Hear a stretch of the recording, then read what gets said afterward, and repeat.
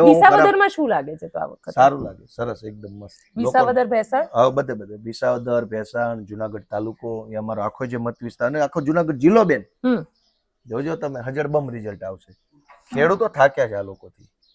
કોઈ કામ કરવું નહીં, કોઈ જવાબ દેવો નહીં, ઉપરથી દર ચૂંટણીએ દબાવવાના, પૈસા આપીને ખરીદવાની કોશિશ કરવાની. લોકો જાગૃત થઈ ગયા છે. તમે રિઝલ્ટના દિવસે યાદ કરજો બેન, હજળબમ રિઝલ્ટ આવશે જુનાગઢ જિલ્લામાં આખામાંથી. સૌરાષ્ટ્રમાં શું લાગે છે કેટલી સીટ આવશે? સીટો તો બેન આશીર્વાદ કહેવાય જનતાનો, કેટલો આપે એ તો જનતા નક્કી કરે, આપણે ન કહેવાય.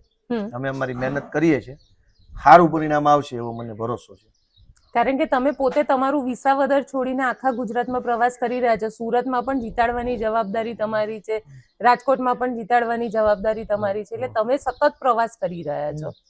એટલે તમારી ગેરહાજરી વિસાવદરની અંદર તમને લાગે છે પરિણામ બદલી શકે? કોનું પરિણામ? આમ આદમી પાર્ટીનું? ના ભાઈ, શું કામ? લોકોએ મને આખા ગુજરાતનું નેતૃત્વ કરવાની જવાબદારી તો સમજી વિચારીને સોંપી છે કે આખા ગુજરાતમાં એક જ બાંધીએ કેમ છે. એટલે તમે બાંધવામાંના ટાર્ગેટ સાથે કામ કરો છો? નહીં તો વિપક્ષનું કામ શું હોય? બથું ભરવાનું કામ હોય કે નીતિ ઉપર પ્રશ્ન પૂછવાનું કામ હોય?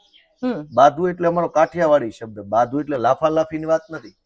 તમે કંઈક ખોટું કરશો ખેડૂતો હારે, જનતા હારે, તો અમે તમારી હારે બાંધશું, બોલશું, અવાજ ઉઠાવશું.